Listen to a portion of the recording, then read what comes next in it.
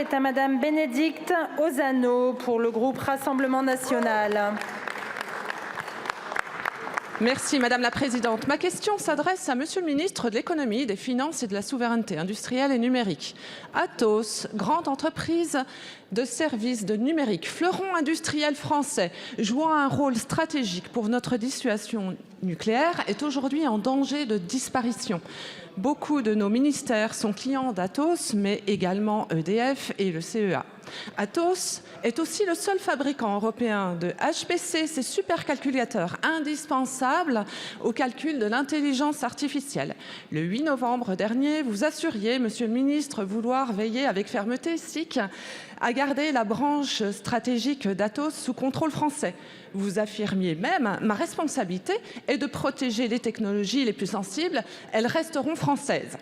Mais après cette belle déclaration, silence radio de votre part, avant que le 5 février, vous déclariez dans les Échos, je vous cite, « Nous ne laisserons pas tomber les activités industrielles d'Atos ». Depuis, un événement majeur est survenu. Le tribunal de commerce de Nanterre a nommé un mandataire afin d'encadrer les discussions d'Atos avec ses banques en vue de parvenir à un plan de refinancement de sa dette.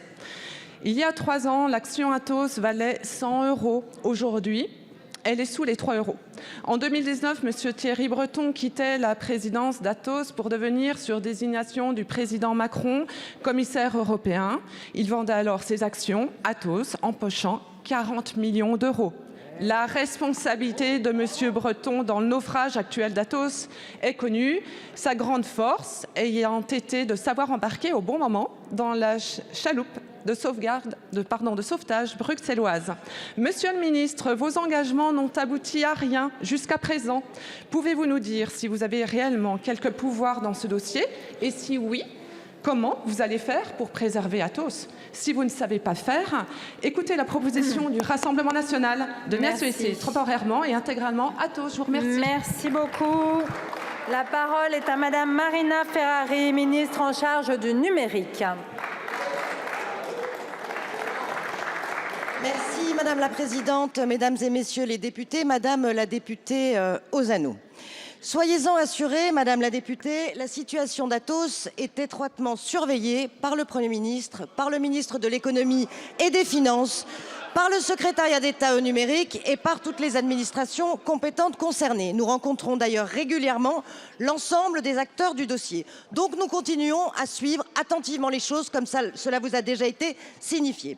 Vous le savez, vous l'avez rappelé, les services et les produits fournis par le groupe Atos sont essentiels, stratégiques pour notre défense et notre sécurité collective.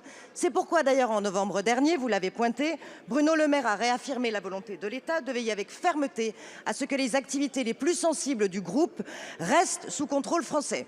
Je pense en particulier au pôle Big Data, intelligence artificielle et cybersécurité que vous évoquez, puisqu'elle recouvre notamment l'activité de supercalculateurs en lien avec les dissuasions nucléaires françaises.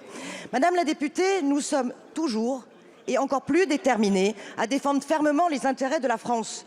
En cas de cession de certains actifs de l'entreprise, c'est la question que vous évoquez, nous disposons des instruments adaptés, comme en particulier la procédure de contrôle des investissements étrangers qui a d'ailleurs été activée sur plusieurs secteurs.